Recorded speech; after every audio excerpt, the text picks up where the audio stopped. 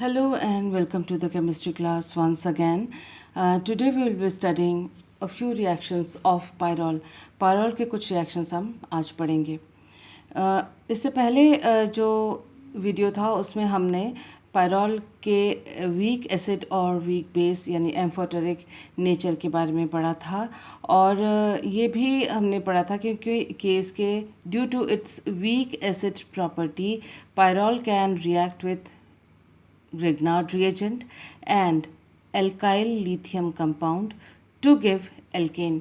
इसके week acid property के कारण ही पायरॉल ग्रिग्नार्ड रिएजेंट के साथ या अल्काइल लिथियम कंपाउंड के साथ रिएक्ट करके एल्केन उत्पाद दे सकता है. देखिए दिस इज पायरॉल. पायरॉल ने alkyl lithium N butyl lithium के साथ रिएक्ट किया तो ये लिथियोपायरॉल बना. नाइट्रोजन के साथ लिथियम यहाँ पर बॉन्डेड है आयोनिक बॉन्ड के द्वारा और इस वजह से NBUH ये जो हाइड्रोजन जो नाइट्रोजन का था वो ब्यूटेन के साथ चला गया और ब्यूटाइल ग्रुप के साथ चला गया, ये N ब्यूटेन बना तो यानी एल्केन बना. उसी तरह से ग्रिग्नार्ड रिएजेंट के साथ भी ये हाइड्रोजन इस R ग्रुप के साथ चला जाता है और RH एल्केन बनता है और फलस्वरूप जो है वो बना एक सॉल्ट जिसमें आयनिक बॉन्ड है और नाइट्रोजन के ऊपर माइनस चार्ज और मेटल के ऊपर प्लस चार्ज. इस तरह से पायराइल मैग्नीशियम हैलाइड बना. यहाँ N लिथियो पायरॉल बना. अब ये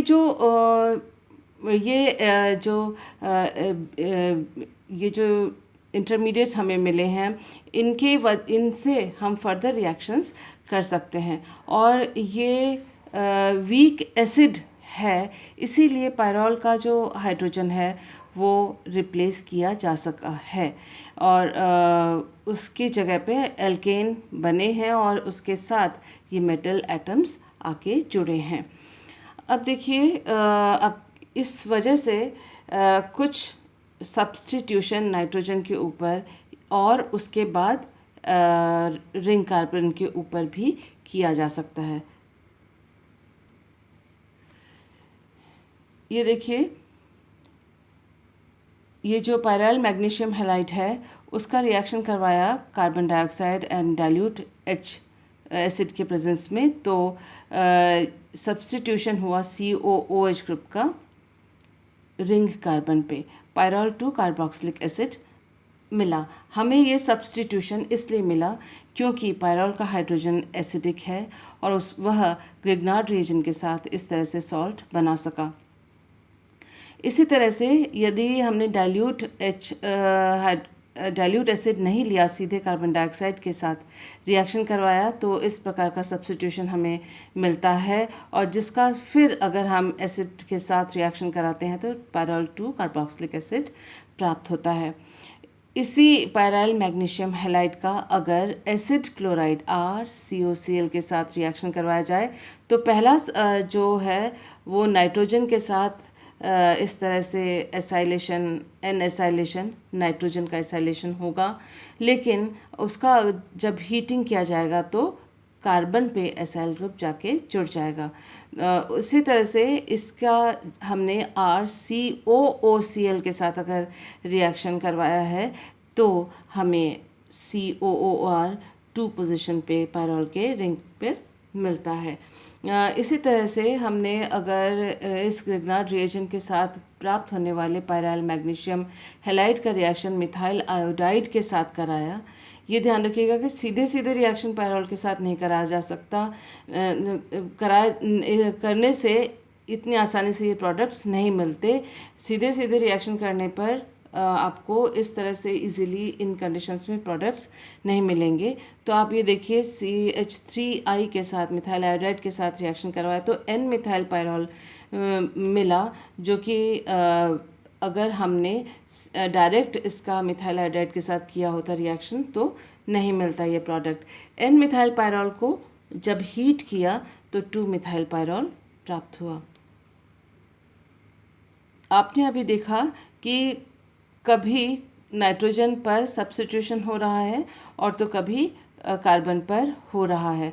आप देखिए जो ये पायरॉल है उसका NH का जो pKa है टेट्राहाइड्रोफ्यूरैन सॉल्वेंट में 17.5 है, जबकि इसका जो एसिडिटी है pKa है वो 39.5 है। आपको मालूम है कि हाई pKa वैल्यू का मतलब है लो एसिडिटी, और ये भी आपको मालूम है कि free pyrrole can undergo deprotonation at carbon और N, C और N।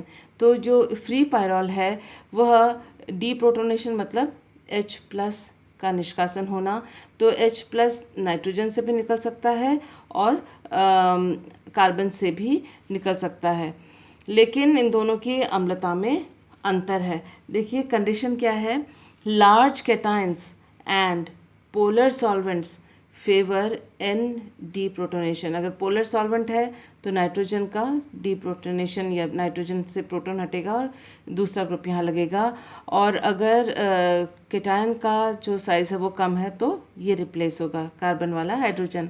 A temporary blocking group on nitrogen can be used to obtain C deprotonation.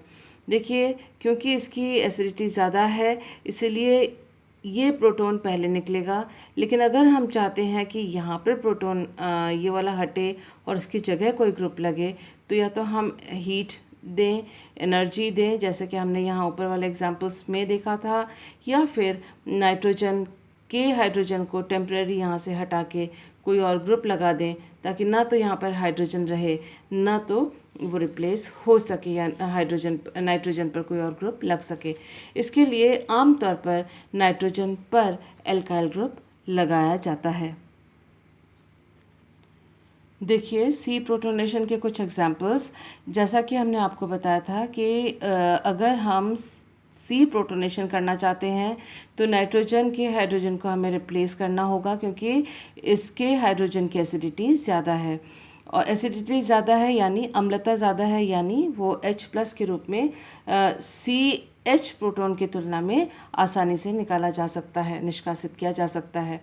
तो हमने N एल्काइल पायरॉल लिया है, यहाँ पर है N मिथाइल पायरॉल, Me का मतलब है CH3 यानी मिथाइल ग्रुप। तो इसका हमने N ब्यूटाइल लिथियम के साथ अगर हमने रिएक्शन करवाया -70 डिग्री से लेकर -18 डिग्री तक, तो आप देखें कि जो यहाँ पर क्योंकि हाइड्रोजन नहीं है तो ये रिप्लेस नहीं हुआ और कार्बन पर लिथियम जाके लगा। इससे पहले हमने देखा था कि N ब्यूटाइल लिथियम के साथ जब रिएक्शन करवाते हैं तो नाइट्रोजन का हाइड्रोजन हट जाता है, N- और Li+ आता है, लेकिन क्योंकि यहाँ पर there is no hydrogen, so the CH hydrogen is replaced by lithium। तो इस तरह से एक इंटरमीडिएट कंपाउंड बना जिसका फिर आप रिएक्शन करवा सकते हैं। देखिए, और तरह तरह के प्रोडक्ट्स आप इससे पा सकते हैं, सब्स्टिट्यूशन कर सकते हैं, और सारे सब्स्टिट्यूशन जो हैं वो C सब्स्टिट्यूशन हुए हैं, जिसको कहते हैं हम C डीप्रोटोनेशन, कि हर कार्बन पे जो हाइड्रोजन लगा हुआ है वो उनमें से एक हाइड्रोजन प्रेफरेबली सेकेंड कार्बन वाला जो है वो हटता है, 2 पोजीशन का जो रिंग में होता है उसका हाइड्रोजन हटता है, और हमें विभिन्न ये डिफरेंट सब्स्टिट्यूटेड प्रोडक्ट्स मिलते हैं। जैसे MgX2 के साथ यहाँ पर MgX लगा, हमने अगर एल्काइल आयोडाइड लिया तो यहाँ का हाइड्रोजन हटा, H+ हट गया और I- यहाँ से निकल गया और R यहाँ पर एल्काइल ग्रुप लगा। इसी तरह से एसाइल हैलाइड अगर हमने लिया है तो एसाइल ग्रुप लगा, एल्डिहाइडिक अगर हमने ग्रुप लिया है तो इस तरह से RCHOH ग्रुप सेकेंड में लगा, और इसी तरह से आप देखें ट्राईमिथाइल बोरेट के साथ इस तरह से सब्स्टिट्यूशन हुआ। आइए अब हम पढ़ते हैं electrophilic substitution reactions on pyrrole. Pyrrole exhibits electrophilic substitution reactions. Electrons ने ही प्रतिस्थापन अभिक्रिया पायरॉल प्रदर्शित करता है। Pyrrole is very reactive towards electrophilic substitution, much more reactive than benzene. Pyrrole जो है बहुत ज़्यादा अभिक्रियाशील है इलेक्ट्रोफिलिक सब्स्टिट्यूशन या इलेक्ट्रॉन्स नहीं प्रतिस्थापन के प्रति, और इसकी इलेक्ट्रॉन इलेक्ट्रोफिलिक सब्स्टिट्यूशन के प्रति जो अभिक्रियाशीलता है दैट इज़ मच मोर, वो बहुत ज़्यादा है बेंजीन की तुलना में। Pyrrole is as reactive as phenol and aromatic amine. Pyrrole की अभिक्रियाशीलता फिनॉल या एरोमेटिक अमीन के जैसी है। Electrophilic substitution is easy due to high electron density on carbon atoms of pyrrole. Pyrrole का जो कार्बन आटम है के जो कार्बन आटम है चारों के चारों, उन पर इलेक्ट्रॉन की डेंसिटी ज़्यादा इसलिए है क्योंकि नाइट्रोजन अनुनाद के द्वारा अपने इलेक्ट्रॉन्स का रिंग पर भेज देता है, सेंड करता है, डीलोकलाइज करता है, जिसकी वजह से इलेक्ट्रॉन डेंसिटी कार्बन पर रिंग कार्बन पर, वलय के कार्बन पर ज़्यादा होती है और इलेक्ट्रोफाइल आसानी से उसके पर आक्रमण कर सकता है। आखिरी बात जो अपनी स्क्रीन पे आप देख रहे हैं वो है electrophilic substitution is easier at 2 and 5 positions. Pyrrole के दूसरे और पाँचवें पोजीशन पर इलेक्ट्रोफिलिक सब्स्टिट्यूशन आसान होता है। If 2 and 5 are occupied then substitution occurs at 3 and 4। अगर 2 और 5 जो पोजीशंस हैं वो ऑक्यूपाइड हैं, उस पर कोई समूह पहले से लगा हुआ है, तो 3 और 4 पर इलेक्ट्रोफिलिक सब्स्टिट्यूशन होता है। ऐसा क्यों, आइए देखते हैं। देखिए, नो कैटलिस्ट और concentrated acids are required for electrophilic substitution in pyrrole. Pyrrole पर कोई भी उत्प्रेरक या कंसनट्रेटेड एसिड की आवश्यकता नहीं होती है इलेक्ट्रोफिलिक सब्स्टिट्यूशन इलेक्ट्रॉन्स नहीं प्रतिस्थापन को करवाने के लिए, because substitution is easy on pyrrole, क्योंकि पायरोल पर इलेक्ट्रॉन्स नहीं प्रतिस्थापन आसान है। एंड स्ट्रॉन्ग एसिड्स और कंसनट्रेटेड एसिड्स कॉज पॉलीमराइजेशन। ये एग्जामिनेशन में पूछा जाता है कि स्ट्रॉन्ग एसिड को या प्रबल अम्ल या कंसनट्रेटेड एसिड को, सांद्र अम्ल को इलेक्ट्रोफिलिक सब्स्टिट्यूशन के लिए, पायरोल के इलेक्ट्रोफिलिक सब्स्टिट्यूशन के लिए क्यों नहीं यूज़ किया जाता। तो उसका जो रीज़न है कि स्ट्रॉन्ग एसिड्स जो हैं वो या कंसनट्रेटेड एसिड्स जो हैं वो पायरोल का पॉलीमराइजेशन या बहुलकीकरण कर देते हैं। सब्स्टिट्यूशन एट 2 और 5, हमने ये देखा था कि 2 और 5 पोजीशन पर सब्स्टिट्यूशन आसान होता है। क्यों, ये देखते हैं। देखिए, ये पायरोल का रिंग है, पोजीशंस इसमें दी हुई हैं। पायरोल के नाइट्रोजन को और हेट्रो एटम को हमेशा सबसे कम नंबर या 1 नंबर दिया जाता है। तो यहाँ देखें कि ये इलेक्ट्रोफाइल है। 2 पे अगर हमें सब्स्टिट्यूशन दिखाना है तो पाई इलेक्ट्रॉन को हमने यहाँ पर शिफ्ट करा, इलेक्ट्रॉन बाय रेजोनेंस दिखाया, और यहाँ पर इलेक्ट्रॉन डेंसिटी ज़्यादा हुई 2 पे, तो इलेक्ट्रोफाइल ने यहाँ आके बॉन्ड बनाया, इलेक्ट्रोफिलिक अटैक हुआ यहाँ पर। ये देखिए 2 पोजीशन पे ये हाइड्रोजन क्योंकि पहले से है, यहाँ पर हर कार्बन पर हाइड्रोजन है, तो उसी हाइड्रोजन को यहाँ पर दिखाया गया है। पॉजिटिव चार्ज आया क्योंकि ये पाई बॉन्ड 2 पे शिफ्ट हुआ, 3 पे इलेक्ट्रॉन की कमी हुई, 3 पे प्लस चार्ज आ गया। और ये जो कार्बन है यहाँ पर minus charge, minus and plus, 0 charges के ऊपर। तो इस तरह से कैटायनिक इंटरमीडिएट बना। इस कैटायनिक इंटरमीडिएट के 3 रेजोनेटिंग स्ट्रक्चर्स हैं। किस तरह से, ये देखिए, ये हेट्रोसाइक्लिक जो कैटायनिक इंटरमीडिएट है, और ये जो पाई इलेक्ट्रॉन है ये यहाँ इन दोनों के बीच में शिफ्ट हुआ, तो पॉजिटिव चार्ज यहाँ पर आ गया क्योंकि इस पर इलेक्ट्रॉन की कमी हो गई। फिर दोबारा ये जो लोन पेयर ऑफ इलेक्ट्रॉन्स है ये इन दोनों कार्बन के बीच में गया, तो नाइट्रोजन पर इलेक्ट्रॉन की कमी हो गई और यहाँ पर डबल बॉन्ड आ गया। तो लास्ट टोटल स्ट्रक्चर देखिए, 1 2 3 कैटायनिक कैनोनिकल फॉर्म्स या रेजोनेटिंग स्ट्रक्चर्स इस इंटरमीडिएट के बने। लास्ट में जो है ये कार्बन हाइड्रोजन बंद के इलेक्ट्रॉन ये कार्बन कार्बन में शिफ्ट हुए, तो इस कार्बन पर 5 बॉन्ड्स नहीं हो सकते, तो ये यहाँ पर शिफ्ट हुआ, और ये बॉन्ड आगे यहाँ पर जो शिफ्ट हुआ, इस तरह से इसके इलेक्ट्रॉन्स नाइट्रोजन के ऊपर और लोन पेयर वापस यहाँ पर नाइट्रोजन पर आ गया। और क्योंकि कार्बन हाइड्रोजन बंद के इलेक्ट्रॉन यहाँ शिफ्ट हुए, तो कार्बन हाइड्रोजन के बीच में कोई बंध नहीं रहा और hydrogen comes out as H+, hydrogen जो है वो निकल जाता है H+ के रूप में। तो ये देखिए कि ये जो है इलेक्ट्रॉन का शिफ्टिंग इसलिए हुआ है ताकि जो एरोमेटिसिटी रिंग की जो यहाँ ख़त्म हो गई थी वो वापस एरोमेटिसिटी यहाँ पर आ सके। तो 2 और 5 सब्स्टिट्यूटेड पायरॉल कहा जाएगा, या तो यहाँ पर या तो यहाँ पर हो, यानी मतलब इन दोनों जगह पे अगर होता है तो 2 और 5 सब्स्टिट्यूटेड इलेक्ट्रोफिलिक सब्स्टिट्यूशन के बाद ये उत्पाद हमें प्राप्त हुआ। The intermediate form by electrophilic attack at 2 और 5 carbon of pyrrole is stabilized by resonance. तो जो मध्यवर्ती बनता है दो दूसरे या पांचवें कार्बन पर, अगर यहाँ पर कोई मिथाइल ग्रुप या यहाँ पर कुछ सब्स्टिट्यूशन है तो वो यहाँ पर जाके आक्रमण होगा। दोनों की स्थिति एक ही है, नाइट्रोजन से जुड़ा हुआ पहला कार्बन नाइट्रोजन से जुड़ा हुआ पहला कार्बन। तो 2 और 5 आर सेम। तो 2 और 5 पर इलेक्ट्रोफिलिक अटैक के बाद जो इंटरमीडिएट बना है वो रेजोनेंस के द्वारा स्टेबलाइज्ड है। अब देखते हैं कि 3 या 4 पर जब इलेक्ट्रॉन स्नेही का आक्रमण होता है पायरॉल के रिंग में तब क्या होता है। ये देखिए सब्स्टिट्यूशन एट 3 और 4। यहाँ हमने थर्ड कार्बन पर इलेक्ट्रोफाइल का अटैक दिखाने के लिए the pi bond is shown to delocalise और electrons are shown to delocalise at this third carbon पर इलेक्ट्रॉन शिफ्टिंग दिखाई गई है। और जो है थर्ड कार्बन पर पहले से एक हाइड्रोजन था वो ये रहा और इलेक्ट्रोफाइल भी आ गया, और यहाँ पर सेकंड कार्बन पर इलेक्ट्रॉन डेफिशिएंसी इलेक्ट्रॉन कम हो गया तो ये प्लस चार्ज।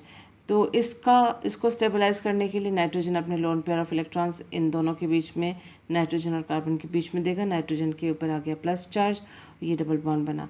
इसके बाद और किसी प्रकार से, जैसे अगर मान लो कि आप चाहते हैं कि ये डबल बॉन्ड सिंगल बॉन्ड है तो यहाँ से शिफ्ट हो जाए, लेकिन यहाँ से ये बॉन्ड शिफ्ट नहीं होगा क्योंकि नाइट्रोजन की इधर भी डबल बॉन्ड इधर भी डबल बॉन्ड, ऐसी कोई संरचना नहीं बन सकती। तो हम ये देखते हैं कि जो थर्ड कार्बन पर अगर इलेक्ट्रॉन स्नेही का आक्रमण होता है तो ऐसे में जो इंटरमीडिएट बनता है उसके सिर्फ 2 ही रेजोनेटिंग स्ट्रक्चर्स हो सकते हैं। हमने ये देखा था कि 2 और 5 पे जो इलेक्ट्रॉन स्नेही का आक्रमण हुआ था उस पे जो रेजोनेटिंग स्ट्रक्चर बना था वो उसके 3 रेजोनेटिंग फॉर्म्स थे, और जबकि इस जो कैटायनिक इंटरमीडिएट है उसके 2 रेजोनेटिंग स्ट्रक्चर हैं, तो ये कम स्थायी है। और लास्ट में जो कार्बन हाइड्रोजन बंध के इलेक्ट्रॉन्स हैं वो कार्बन कार्बन के बीच में शिफ्ट हो जाएंगे, बंध टूट जाएगा और हाइड्रोजन H+ के रूप में बाहर निकल आएगा और हमको 3 सब्स्टिट्यूटेड, या यहाँ अगर कोई दूसरा ग्रुप है तो 4 सब्स्टिट्यूटेड, क्योंकि 3 और 4 की नाइट्रोजन से डिस्टेंस और नाइट्रोजन से जो रिलेशन है वो सेम है। तो 3 और 4 सब्स्टिट्यूटेड पायरॉल हमको मिला। यहाँ 2 resonance structures of cationic intermediate. The intermediate formed by electrophilic attack at 2 or 5 positions of pyrrole is more stable. हमने देखा कि 2 और 5 पे जो इलेक्ट्रोफाइल का अटैक होता है उससे जो इंटरमीडिएट कैटायनिक बनता है वो ज़्यादा स्टेबल है क्योंकि उसके 3 रेजोनेटिंग स्ट्रक्चर हैं then the intermediate formed by electrophilic attack at 3 और 4 पोजिशंस। तीसरे और चौथे पोजीशन पर अगर इलेक्ट्रॉन स्नेही का आक्रमण होता है केवल 2 रेजोनेटिंग स्ट्रक्चर बनते हैं, तो ये जो इंटरमीडिएट है that will be less stable, hence electrophilic substitution is more easy at 2 और 5 पोजीशन। इसी कारण से पायरॉल पर इलेक्ट्रोफिलिक सब्स्टिट्यूशन जो है वो दूसरे और 5वें पर कार्बन पर रिंग कार्बन पर ज़्यादा होता है, न कि तीसरे और चौथे पर। तो इसके ऊपर भी क्वेश्चन आता है कि क्यों पायरॉल के दूसरे और 5वें कार्बन पर इलेक्ट्रोफिलिक सब्स्टिट्यूशन रिएक्शन ज़्यादा इजीली होता है। तो ये उसका आंसर था और एक्सप्लेनेशन था। उम्मीद है आपको आज का मैटर समझ में आया होगा, एक्सप्लेनेशन समझ में आया होगा। Thank you for being with me, and if you have any problem, कोई क्वेश्चन है तो आप मुझे व्हाट्सएप कर सकते हैं। Thank you.